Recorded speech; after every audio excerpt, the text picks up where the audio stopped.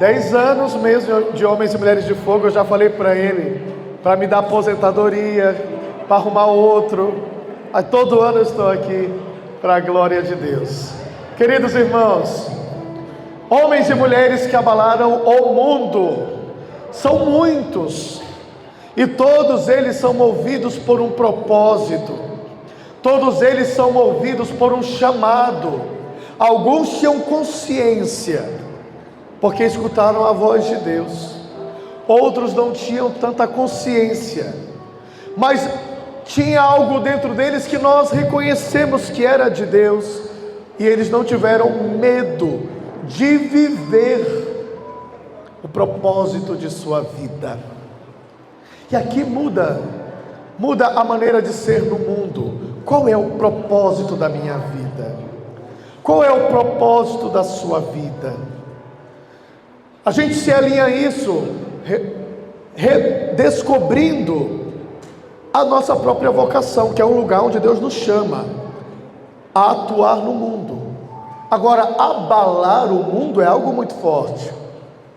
Abalar o mundo significa que essas pessoas realizaram coisas que ia além daquilo que era esperado, que era além daquilo que a vida cotidiana exigia. A vida cotidiana exige que você viva bem, seja educado, tenha a sua família para cuidar, né? Seja um bom cristão. Mas para abalar o mundo é preciso ultrapassar aquilo que se espera, ultrapassar o ser mediano. E a igreja está cheia de gente mediana. O que é uma pessoa mediana? Uma pessoa que se contenta com pouco. Ela está acomodada, ela não quer se movimentar, ela não quer. Tudo que exige dela um pouco mais de esforço, ela foge. Tá bom aqui na média. É igual alguns, quando estavam no ensino médio, na escola, e aí se contentava em estar na média. A média era quanto? No meu tempo era 7. No meu ensino fundamental era 7, agora é 5. É que a senhora é mais nova que eu. Será? Mas não é assim. Muita gente se contenta. Conversa com esses adolescentes, muitos hoje, né? Nossos pais às vezes exigiam muito de nós, né? Tem que tirar 10. Chegava em casa com 9, cheio de felicidade. Papai e mamãe olhavam e falavam assim: não fez mais do que a sua obrigação, né? Hoje muitos não se esforçam, eles querem tirar um 5 e acham que está bom. Só que a consequência de escolher viver uma vida mediana é que tudo na vida vai ficar assim. Você vai ter um trabalho mediano, você vai ter uma espiritualidade mediana, você vai ter uma família mediana, porque você sempre se contenta com pouco. Enquanto a palavra de Deus diz que o Senhor veio para nos dar vida em abundância. Em abundância. Nisso não existe nada de mediano. Eu não posso contentar com a minha vida mediana, com uma espiritualidade mediana. Eu quero ofertar a minha vida para que Deus abale o mundo. E aí é necessário, claro, que eu olhe para homens e mulheres que abalaram o mundo, para identificar o que eles tinham, o que eles tinham que ainda me falta. Durante esse final de semana você vai ver muitos homens e mulheres que abalaram o mundo. Mas quando o Juninho me passou o tema, na hora só me vinha ao coração uma pessoa em meio a tantas. Só me vinha ao coração uma pessoa que se destaca, uma pessoa que abalou o mundo, mas ela não abalou só o mundo, ela abalou até os infernos. De quem eu estou falando? De quem eu estou falando? Nossa, tá fácil, hein? O meu coração na mesma hora só lembrava de Nossa Senhora, só lembrava da mãe de Jesus, uma mulher que abalou o mundo, abalou o céu e abalou os infernos. Quando ela disse sim, o céu foi abalado, o Filho de Deus desceu. E quando ela disse sim, as estruturas do inferno também foram abaladas, porque a salvação estava chegando através daquela menina humilde e pequena, a filha de Sião, de 14, 15 anos de idade, que com pouca idade, porque para Deus não importa a idade, para Deus não importa se você é muito novinho ou se você já tem muita idade, aquela menina de pouca idade, ela disse um sim sincero, e abalou, de tal maneira que até hoje e para sempre nós vamos escutar falar de Maria. E quando nós chegarmos no céu, nós veremos Maria, e ela estará coroada, e ela estará acima dos anjos. Mas é importante sim falar de Maria, ao lembrar daqueles que abalaram o mundo. Por quê? Porque Maria, diferente de Jesus, não é Deus. Jesus é 100% homem e 100% Deus. Ele é plenamente homem e plenamente, ele tem a hipóstase, né? As duas naturezas. Maria não. Maria tem a mesma natureza que eu e você. Então é maravilhoso olhar para Maria e ver nela aquilo que me espera, porque a mãe de Jesus, totalmente humana, ela teve, por seus méritos de ser a mãe do Salvador, o privilégio de ser a primeira a adentrar na glória do céu, que é da qual eu também sou convidado, em você. Olhar para Maria é olhar para a esperança que nos aguarda, da vida eterna. Só que eu quero olhar para você um pouco com Maria, para além daquilo que a gente já tem na superficialidade com que a gente lê as Escrituras muitas vezes, para entender por que Maria abalou o mundo, o que ela tinha que eu preciso ter, que eu preciso ser como ela. Eu preciso olhar e entender o seu ser, a sua identidade, o seu caráter, como que era, porque a glória de Maria não vem apenas dela ser a mãe do Salvador, que já é muita coisa. A glória de Maria vem de quem ela foi, de quem ela é. Não basta apenas ser a mãe para ser reconhecida no seu caráter. É na vivência do dia a dia que você consegue olhar. Eu vou ler uma passagem com você e depois eu vou puxar outras passagens que você conhece, mas você não vai precisar pegar, senão a gente vai até a noite, e só me deram 30 minutos, não, 50, 1 hora, tá bom. Pegue aí a Bíblia, Lucas capítulo 1, versículo 26 seguintes.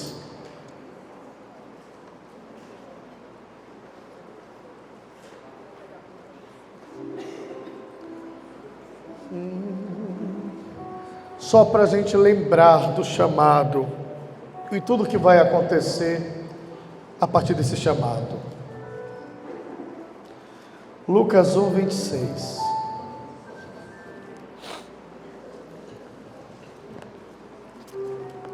No 6º mês, o anjo Gabriel foi enviado por Deus a uma cidade da Galiléia chamada Nazaré, a uma virgem desposada com um varão chamado José, da casa de Davi, e o nome da virgem era Maria. Entrando onde ela estava, disse-lhe: alegra-te, cheia de graça, o Senhor está contigo.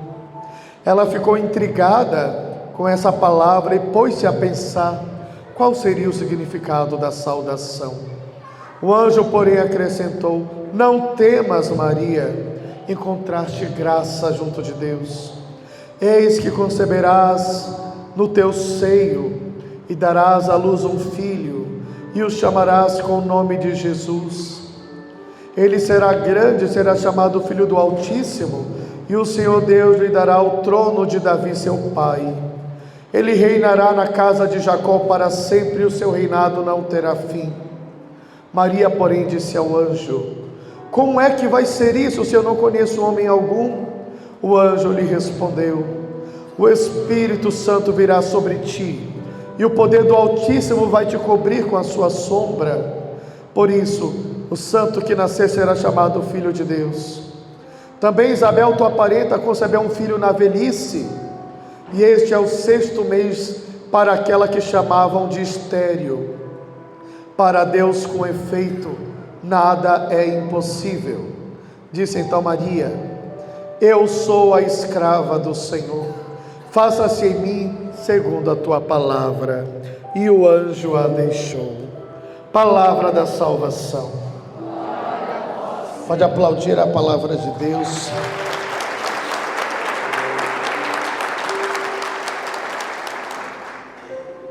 Eis aqui a escrava do Senhor, foi a resposta.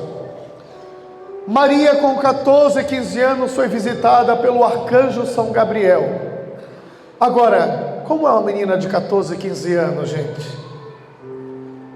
Uma menina cheia de sonhos. Uma menina que estava prometida em casamento, vejam isso.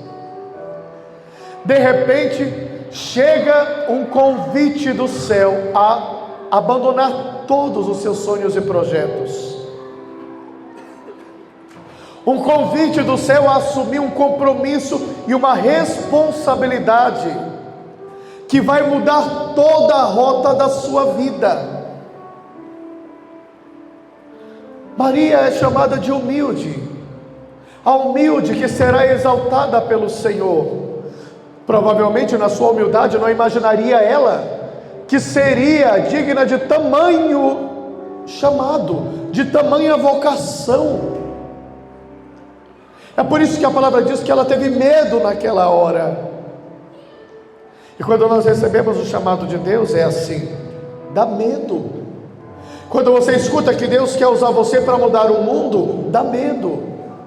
Quando você escuta que Deus quer encher você com o Espírito Santo para uma grande obra, dá medo. Mas o Senhor repete esta frase que são inúmeras vezes na Bíblia que você vai encontrar: não temas. O coração de Maria perturbou-se, mas não temas. E aí é preciso lembrar que Maria, ela sabia que ao dizer sim ao anjo, se aquilo realmente acontecesse, porque o anjo falou, mas será que vai acontecer? Será que eu estou tendo uma ilusão? Será que é loucura da minha cabeça?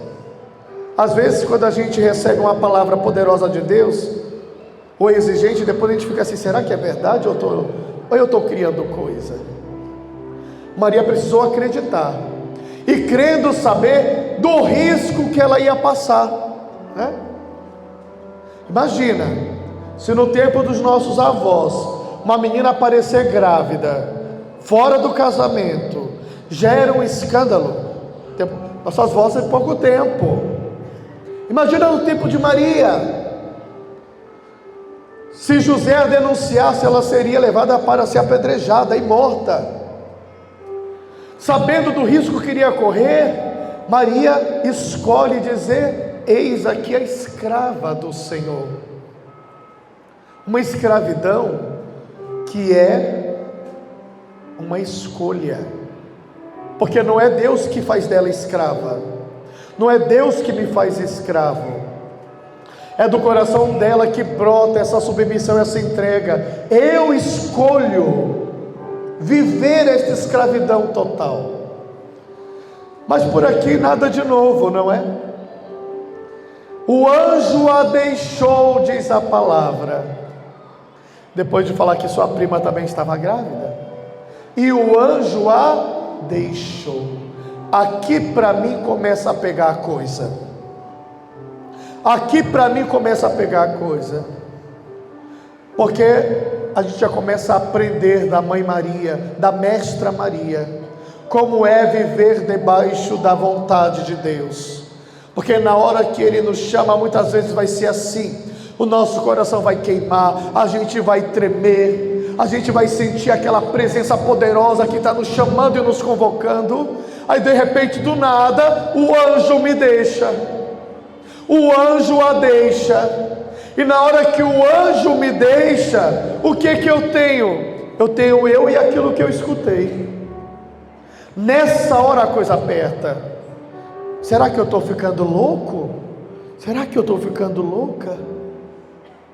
Sabe quando você recebe promessas de Deus para a sua vida, e aí depois você sai desse encontro, você olha, as pessoas estão contra você, o padre está contra você, nada parece colaborar, e nessa hora, no que você se apega? Naquilo que foi dito, a palavra de Deus que foi dita a você, porque o anjo muitas vezes vai nos deixar, e é nessa hora que se prova a fé, é nessa hora que mostra-se quem tem fé e quem não tem, porque na hora que o anjo a deixou, poderia ter ela ido para sua casa e esquecer de tudo isso. É só loucura da minha cabeça, de uma menina adolescente. Mas ela confiou e acreditou. E acreditou. Quando o anjo me deixa, eu preciso continuar acreditando. Quando o anjo me deixa, eu preciso continuar confiando. E Maria toma uma decisão. Ela vai para a casa da sua prima Isabel. Aqui a gente começa a ver outras características do caráter de Maria. Pois poderia ela ter dito: agora que eu serei a mãe do Salvador, venham os anjos me servir. Agora que eu serei a mãe do Salvador, eu terei tudo à minha disposição. Mas ao contrário, a palavra diz que ela cruzou o deserto da Judeia para ir ajudar a sua prima Isabel. Ajudar a sua prima a fazer o quê?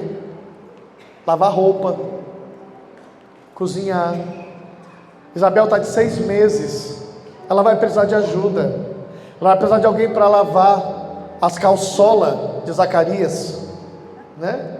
Ela vai precisar de alguém, ela vai para servir. A mãe do Salvador acabou de receber um anjo e vai para servir.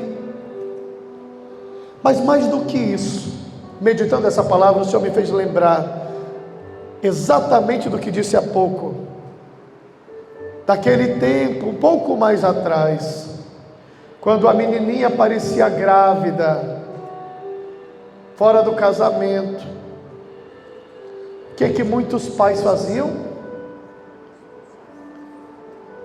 Ou expulsava de casa, ou então fazia o quê?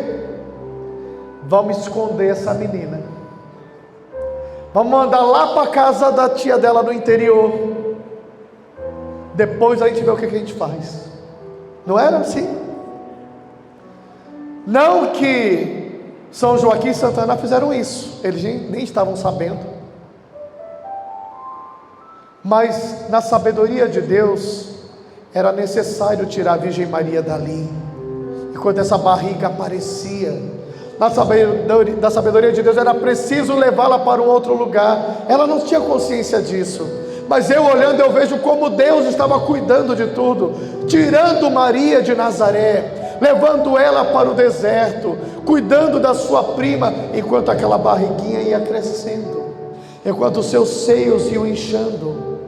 Porque tem coisas na nossa vida que precisam do crivo do tempo, para que possam ir encontrando o seu devido lugar.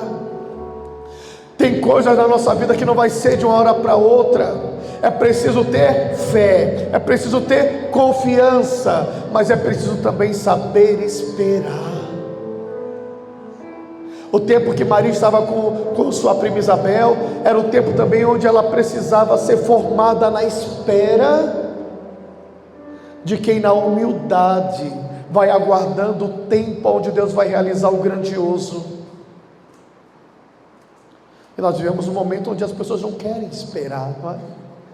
Elas querem tudo para ontem. Quem tem paciência ainda de fazer um pão em casa, é amassar um pão, esperar fermentar, e esperar ir para o fogo, e aquele pão é tão gostoso, dá trabalho, não tenho paciência. E quando a gente fala dos projetos de Deus, que demoram para chegar à sua grandeza, a gente ainda tem um outro problema da geração de hoje, que é a falta de compromisso. Maria atravessa o deserto inteiro. Tem gente que não quer ir na academia, que fica na esquina. Imagina cruzar um deserto. Tem gente que não tem compromisso consigo mesmo. E com as coisas de Deus, a gente está vivendo um tempo muito difícil. Porque eu lembro quando eu era adolescente, eu já era de grupo de oração, e a gente viu o povo até brigando para ser coordenador, brigando por chave, brigando para servir, brigando para cantar. Hoje em dia, sabe o que eu mais vejo? Ainda bem que não sou eu. Estamos precisando de um coordenador. Fulana, ai, eu não tenho tempo, ai, eu não posso. Fala que quer abalar o mundo, mas não quer assumir responsabilidade. Fala que quer abalar o mundo, mas fala, ai, eu não quero compromisso. Na igreja está cheio de gente assim hoje. E sabe o que você vai abalar, minha filha? Vai abalar o inferno, porque tu vai para lá. Não é porque tu vai destruir, não. É porque quem não vive a vontade de Deus vai abalar o que, gente? Vai abalar o inferno indo para lá. Mas nossa missão não é essa. Nós precisamos, se queremos abalar o mundo e sermos homens e mulheres cheios do Espírito Santo, redescobrir que isso só se faz assumindo responsabilidade. Isso só se faz tendo compromisso. E você vai se desgastar, você vai atravessar deserto, você vai suar, você vai se sentir às vezes sozinho. Mas olhe para Maria e pede, mãe, me ensina a ter essa virtude. Porque para mim, quando eu olho, e nós vamos olhar um pouco mais para a Virgem Maria, eu não olho para a doçura que ela tem, eu não olho para essa paz do seu semblante.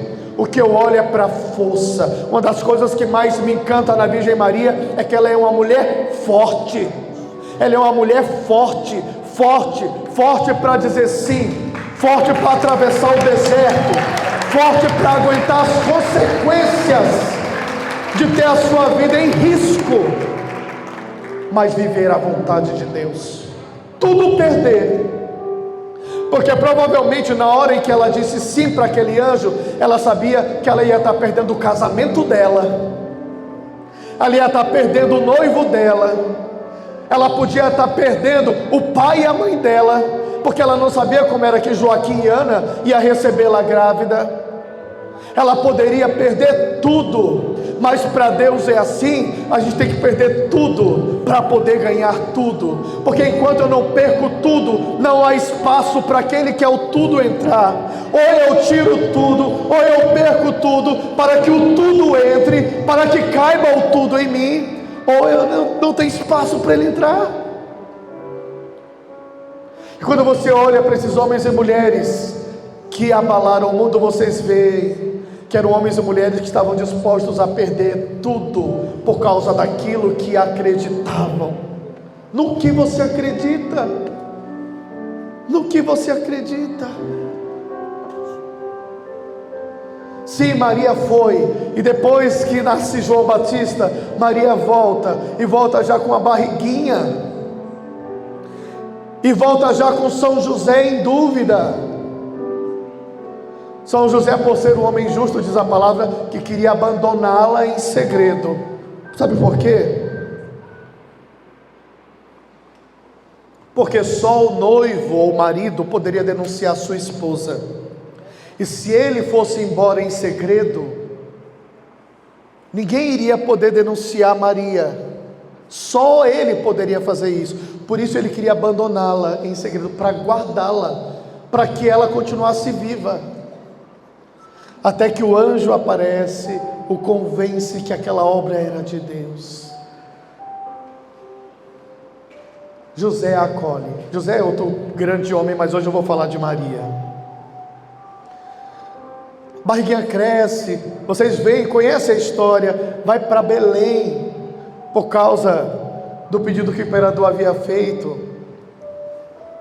E quando eu olho o nascimento de Jesus, a gente olha para o presépio e fala assim: ai, que coisa mais linda, não é? Mas se você entender o que é o presépio, você vai ver que aquilo que nós temos é um drama. E Deus é especialista em manifestar a sua glória em meio aos dramas da nossa vida. Porque Maria não foi poupada, José não foi poupado, você não vai ser poupada dos dramas da vida. Você não vai ser poupado dos dramas da vida, pois não havia lugar para recebê-los, e eles vão para aquele lugar onde ficavam os bichos. Quem aqui já engravidou, já teve bebê? Levanta o braço, por favor. Muitas de vocês, pode o braço, pode abaixar. Eu imagino que deve ter sido um momento maravilhoso na vida de vocês. Tem dor, mas tem uma alegria poderosa, da qual nada nessa terra se iguala, né? Mas veja, quantas de vocês fizeram acompanhamento médico? Quantas de vocês prepararam um quartinho para o bebê? Ou ao menos um berço você escolheu com cuidado? Quantas de vocês foram assistidas por um médico, por uma enfermeira, e teve o parto num lugar higienizado, preparado? Agora olhe para a Virgem Maria com 9 meses de gravidez. Meu Deus, que força é a dessa mulher, porque ela não tinha nada, ela não tinha um berço para colocar o seu filho, ela colocou no lugar onde os bichos comiam, porque manjedoura é lugar onde os bichos comem. Colocar ração ali, aquele que é o alimento, o pão da vida está ali. Mas eu quero olhar para o coração dessa mãe. Eu vejo como foi necessário que os anjos descessem do céu para alegrar aquela noite. Sabe por quê? Porque imagine se você, sendo a mãe de Deus, e não tendo um quarto decente para colocar o seu filho. Imagine você ser a mãe de Deus e não ter um travesseiro para deitar o seu filho, e ter que aguentar aquele cheiro fedido de bosta, de esterco que tinha ali dentro, junto daqueles animais. Eu vejo que a glória de Deus precisava mesmo descer, mas eu quero olhar agora e ver que também era para consolar o coração daquela mãe que disse sim, o coração daquela mulher que não tinha nada para dar para o seu filho na hora que ele nasceu. Mas foi assim que também que ele escolheu, para mostrar para nós que ele não veio nos pedir, ele veio para dar de tudo, dar tudo de si. Mas para isso ele precisou contar com a dor de uma mãe, com a dor de uma mulher. Foi para consolar também essa mãe, para que ela acreditasse: esse menino que está nos meus braços, chorando, com fome, meu Deus, realmente é Deus, é o Filho de Deus. É para aumentar a fé de Maria que Deus manda os pastores virem para reconhecer, que Deus manda os magos para virem reconhecer. E Maria vai guardando tudo no seu coração, tudo no seu coração. Aí quando você pensa que passou agora melhorou a coisa, vocês lembram que Herodes quer matar Jesus. Vamos olhar quais são as atitudes de Maria, aprender com ela. Pois o anjo visita José, não visitou nessa hora Maria, visitou José para dizer: José, Herodes quer matar o menino, pega o menino e sua mãe e parte para o Egito. Eu fico imaginando naquela madrugada, quando José chega para Maria e diz: Maria, pega o menino, pega as coisas, nós vamos embora agora para o Egito. Se Maria fosse como muitas das mulheres que eu vejo hoje: tá louco, José? Que história é essa? Pega o menino e tem que ir embora agora. Quem que te falou isso? O anjo. Manda falar comigo, senão eu não vou não. Porque não falta mulher abusada hoje em dia, né? Que ela acha que manda em tudo. Eu costumo perguntar para os homens que são maridos, né? Estou com medo de perguntar aqui. Tem marido aqui que está com a esposa? A maioria está lá de cá. Então vou olhar para cá primeiro. Deixa eu perguntar uma coisa para vocês. Lá na casa de vocês, né? Quem é que manda?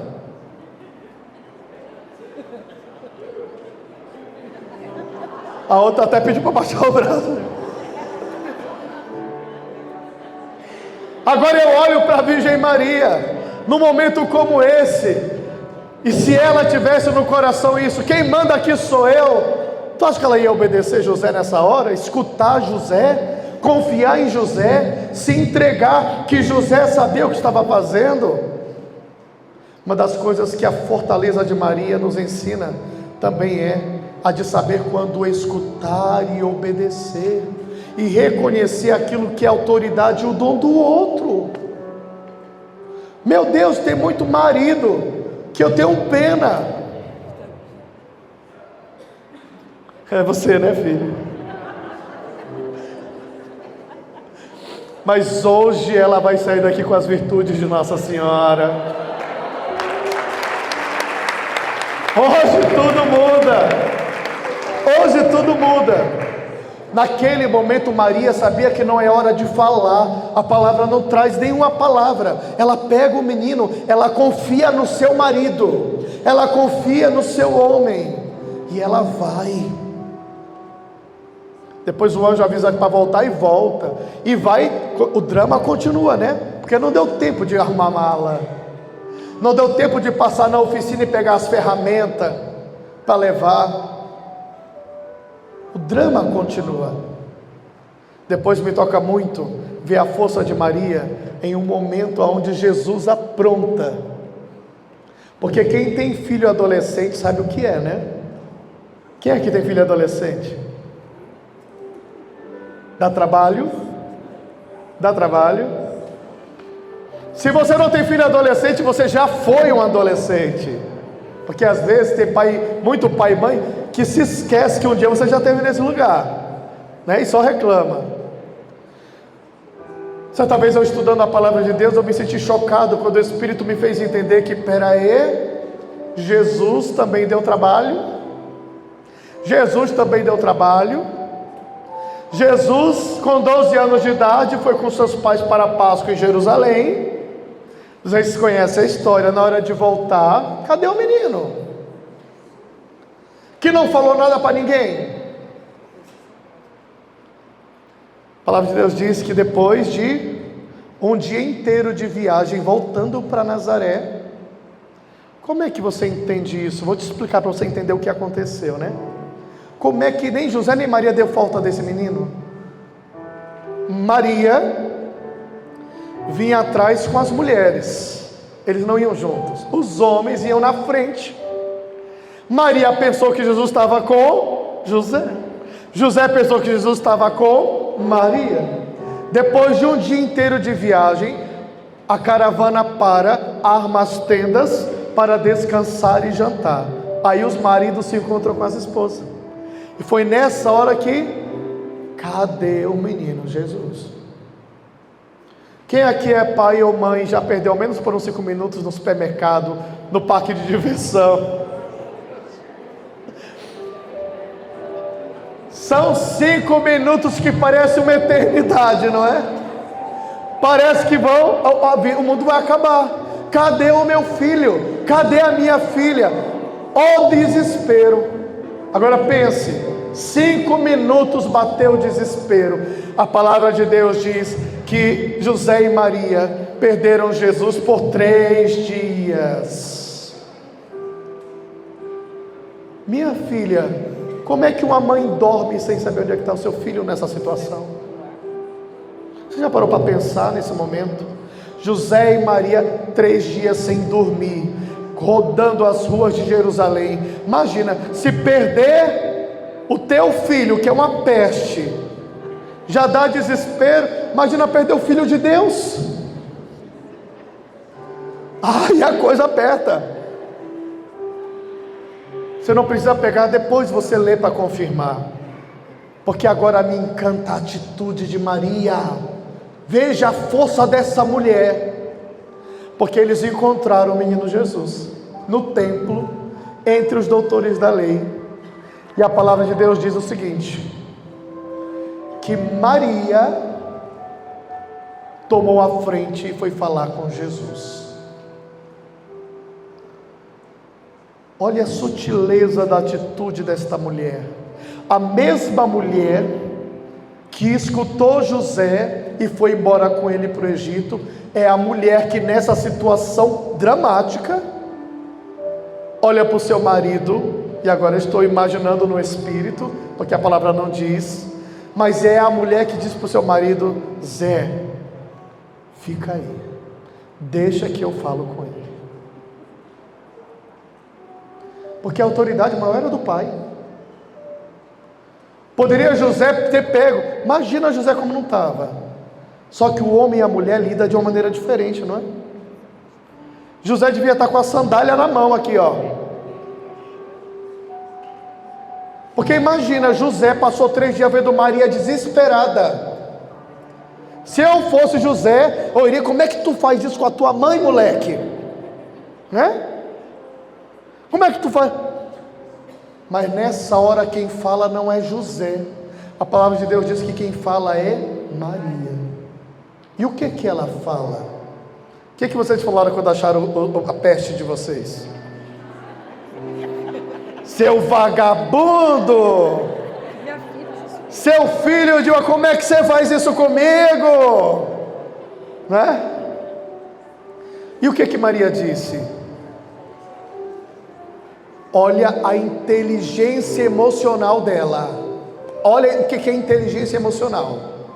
Ela disse assim: meu filho, como é que tu fazes isso com teu pai e comigo? Vamos traduzir a inteligência emocional de Maria agora. Qual a primeira coisa que ela disse? Meu filho. Porque você pode ter feito besteira, mas você é meu filho. Você pode ter me dado trabalho agora, me deixou 3 dias acordada, mas você é meu filho. Não foi vagabundo, não foi filho de uma sei lá o que. Foi porque a primeira coisa que ela precisaria dizer para ele é isso: meu filho. Não importa o que você faça, é meu filho. Como é que tu fazes isso com teu pai e comigo? Olha, ela poderia, como muitas mulheres dizem assim: como é que você faz isso comigo? Não, como é que tu faz isso com o teu? Ela falou primeiro o teu pai. Porque apesar dela ter tomado a frente, ali ela está mostrando que ela respeita a autoridade do seu marido, que ela respeita a autoridade do seu pai. Teu pai e eu ficamos aflitos à tua procura. Jesus, como todo adolescente, ele não pecou, nunca pecou, porque teria pecado se ele tivesse pedido para papai e mamãe falou não, ele tivesse desobedecido. Mas como ele nem pediu, então ele não pecou, né? Foi uma omissão. Naquela hora, Jesus: Senhor, tem piedade da minha alma no que eu vou falar agora. Mas ele foi um pouquinho mal criado. Olha a resposta que deu para sua mãe, não é? Eu não devia estar cuidando das coisas de meu pai. Mas Maria, com toda a delicadeza de uma mulher que não se abala com as loucurinhas de seu filho. Estou falando assim porque tem muita mulher aqui que eu sei que padece com o filho que tem, que padece com a filha que tem. Maria tem toda a delicadeza, e a palavra de Deus diz que Jesus voltou para Nazaré com seu pai e sua mãe, e era-lhes obediente em tudo. Comecem a desejar as virtudes de Maria. Homens, nós também. Eu quero ser como Maria. Eu quero a força de Maria. Eu quero a inteligência emocional de Maria. Eu quero viver a minha vocação com a mesma firmeza e responsabilidade e compromisso que Maria. Depois, a próxima cena, é engraçado porque as pessoas dizem que na Bíblia tem pouquíssimas passagens de Nossa Senhora. E é verdade, comparado às outras. Mas quando você estuda o ser de Maria, gente, tem tanta coisa. Você vê que não é pouco, é muito o que a palavra nos revela sobre ela. Porque nas bodas de Caná, Jesus já está maior. É o próximo momento que ela aparece. E como é que ela aparece? Uma mulher forte, uma mulher amorosa, uma mulher generosa. Como é que ela deu falta de que o vinho acabou? Porque ninguém foi chamar, ninguém foi pedir nada para ela. O que está escrito é que Maria, percebendo que o vinho havia acabado, a capacidade de olhar para além de si mesmo, de olhar para o outro que sofre, para o problema do outro. Nós vivemos um momento onde está cada um fechado em si. Você tem que cuidar do que é teu. Cada um cuida do que é seu. Maria, ela percebe aquele movimento estranho. Tem alguma coisa errada. Ela vai olhar. Quando ela percebe o que está acontecendo, ela vai até Jesus e ela lhe pede o quê? O que ela pede? O que ela pede? Nada. Ela não pede. A palavra de Deus diz que ela chegou para ele e falou o quê? Filho, eles não têm mais vinho. Ela está informando. Ela pediu alguma coisa? Mas a comunicação do coração desta mulher com o coração de Jesus, o olhar de uma mãe para o seu filho, não precisa nem pedir, não precisa nem abrir a boca, porque a união íntima de Maria com seu filho é única, é do coração, basta um olhar amoroso para o seu filho. Aí é lindo quando você descobre isso e começa a realmente fazer Maria sua intercessora, né? Porque o filho não nega mesmo o que a mãe pede. Ali foi só com o coração e com o olhar. Não tem mais vinho. Mulher, mas não chegou ainda a minha hora. Jesus antecipa, porque afinal é a sua mãe. Que coisa mais maravilhosa. Façam tudo o que ele vos disser. Por quê? Porque ela aprendeu na prática a fazer tudo aquilo que o Senhor lhe disse, lhe pediu. Ela aprendeu na prática a fazer tudo aquilo que o Senhor lhe pediu. Então façam tudo o que ele vos disser. A voz de Maria continua ressoando sobre nós que estamos sendo chamados. Façam tudo o que ele vos disser. Encheram as talhas d'água, o milagre aconteceu, o melhor vinho apareceu. Por quê? Porque Maria, ela foi delicada para enxergar além de si mesma. Não tem como, meu irmão, minha irmã, você ser servo de Deus fechado em si, porque nós precisamos dessa capacidade de olhar e ter compaixão, e essa capacidade de realizar, mesmo quando ninguém nos pede. Porque entre nós eu aposto que tem gente que já falou assim: você até viu que estavam precisando, você até sentiu que Deus estava te chamando, mas a desculpa foi o quê? Ninguém me chamou. Até vi que estavam precisando, mas a coordenadora não falou comigo. Eu até vi que lá precisava, mas o padre não pediu para mim, ele só pede para fulana. Ninguém pediu para Nossa Senhora, ninguém pediu, ela foi lá e fez.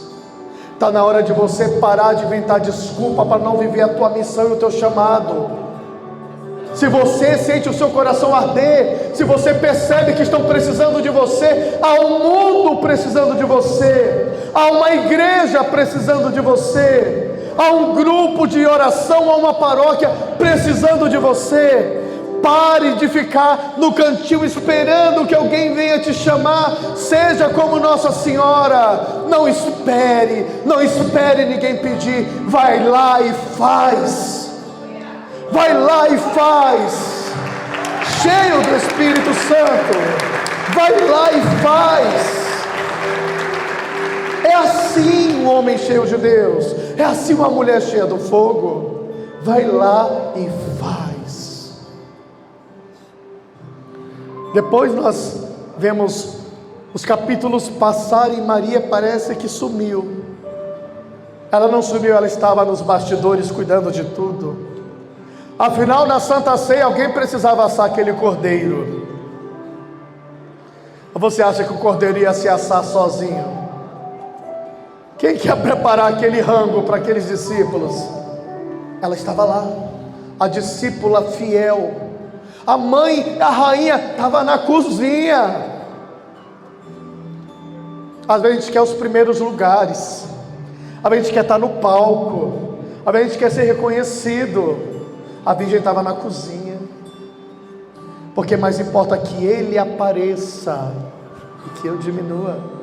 Que Ele apareça, que Ele apareça. Por isso ela é a prova viva do que ela mesma cantou. O Senhor, Ele exalta os seus humildes. Mas outra hora, onde a coisa pega, você já sabe, é quando Jesus começa a viver a sua oferta. É quando ela vê o sangue do seu filho sendo derramado por aqueles chicotes. E a palavra de Deus faz questão de falar que no caminho para o Calvário, Jesus encontra com a sua mãe. O que é para uma mãe ver o seu filho sendo tratado como Jesus foi?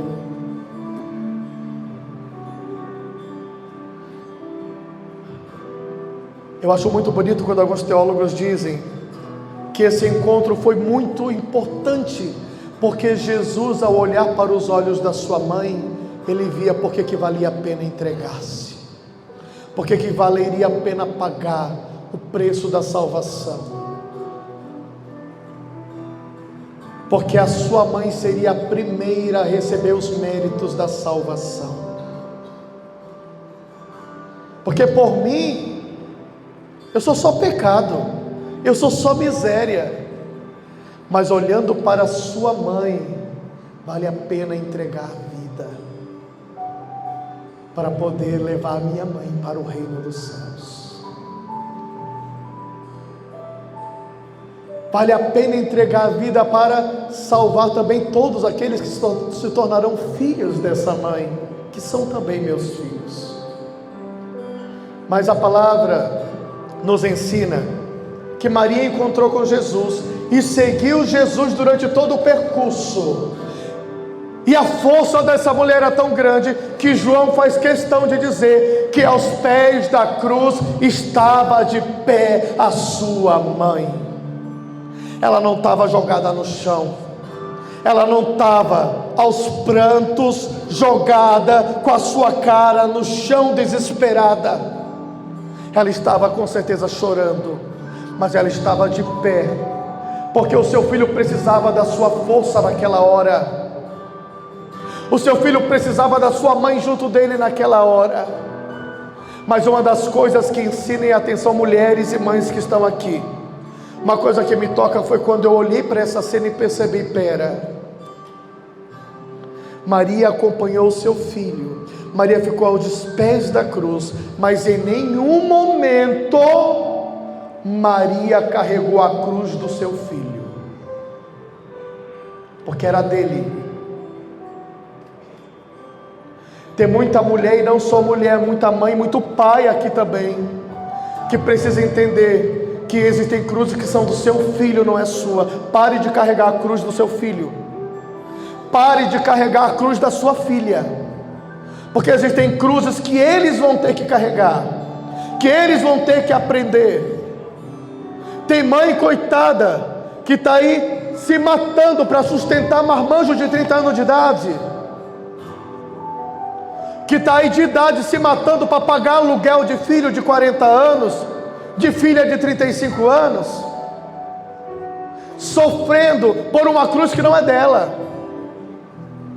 Essa cruz era tua até ele ficar adulto. Você tem que formar bem.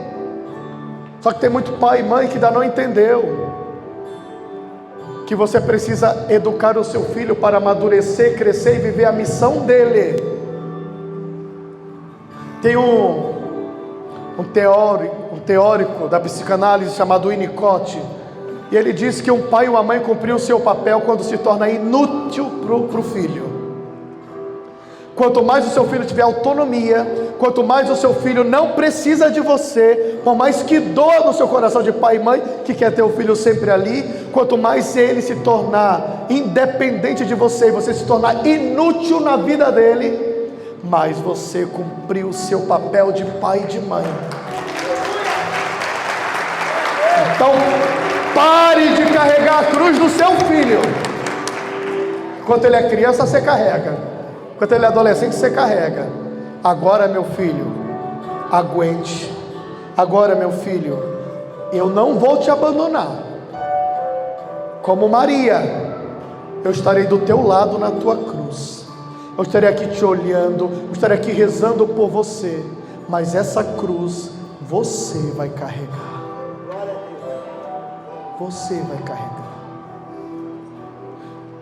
Agora é preciso ser forte para aguentar isso. Não é, mulheres?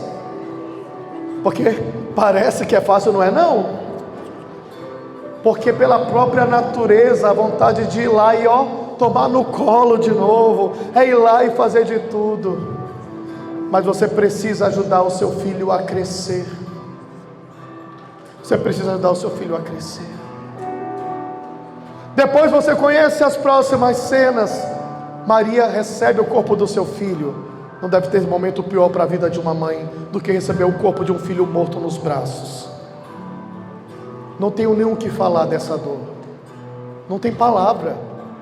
Não tem palavra. Ela enterra o seu filho. Mas foi olhando e tentando descobrir o caráter de Maria. Por que Maria é essa potência, essa força, que de repente o Espírito me fez perceber uma coisa. Que Maria, além de ser uma força da natureza, além de ser cheia das virtudes, da doçura, da gentileza, da generosidade, além de Maria ser a discípula do seu filho e de ter força de estar aos pés da cruz, Maria, ela é também o modelo para nós de perdão. Porque isso a Bíblia não fala e nem precisa falar.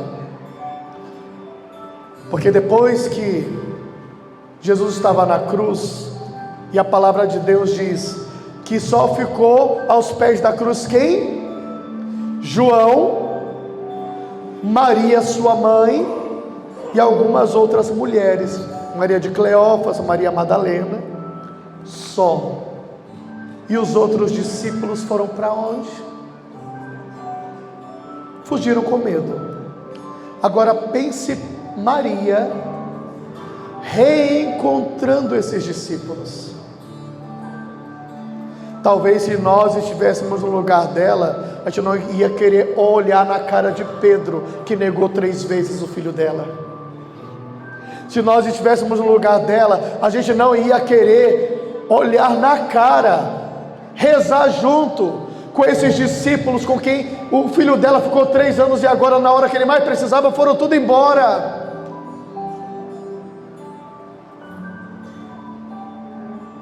Já ouviu aquela história assim, mexa comigo, mas com meu filho não? Já ouviu? Você já sentiu, mulher ou homem também isso? Mexa comigo, mas deixa o meu filho fora. Mas deixa meu filho. Olha o que fizeram com o filho dela. E sabe o que ela fez? A palavra de Deus vai nos dizendo que Maria estava o tempo todo com eles em oração. Ela recebe aqueles amigos, ela recebe aqueles discípulos traidores, e ela os ama, e ela os perdoa, E ela é o elo de união nessa hora em que Jesus foi tirado, trazendo cada um desses discípulos de volta, e como uma mãe, colocando todos em casa. Você achava que era difícil perdoar? Olhe para Maria. A gente aprende com ela o que é perdoar. Perdoar quem matou o seu filho, quem traiu o seu filho, quem negou o seu filho, quem abandonou o seu filho. Por quê? Porque o seu coração nunca esqueceu da promessa. E a promessa era de que o seu filho iria herdar o trono de Davi, iria reinar para sempre. Para sempre. Na hora que ele estava enterrado, descendo à mansão dos mortos, o coração de Maria sabia que seria para sempre, que ele iria se levantar.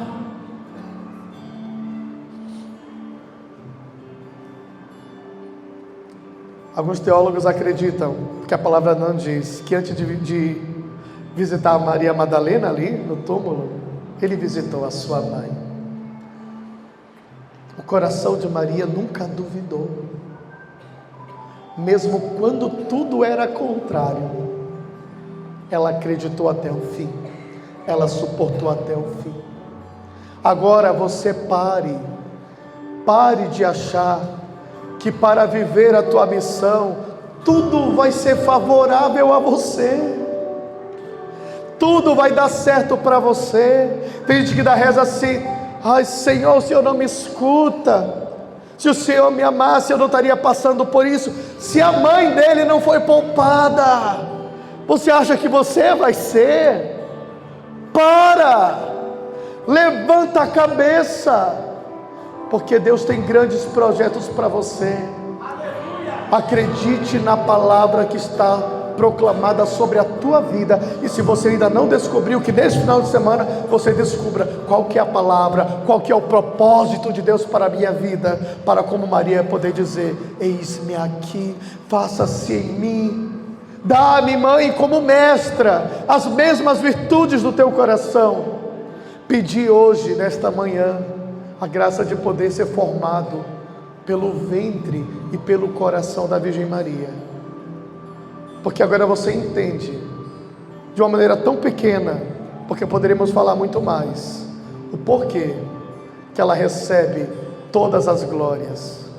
Em primeiro lugar, é óbvio, é porque ela é a mãe de Jesus, mas é mais do que isso, é porque ela é quem ela é por causa das virtudes, é por causa da força do seu coração, é porque até o fim ela soube esperar e acreditar. Maria abalou o inferno em meio às nossas atribulações. Também nós podemos. Ela foi plena do Espírito Santo, a sombra do Altíssimo veio sobre ela. E hoje eu quero pedir que no meio de nós, a Virgem Maria traga o esposo místico, o Espírito Santo, para também conceder a você e derramar sobre você a graça de, como ela, ofertar a vida e abalar os infernos. Vamos ficar de pé e vamos orar.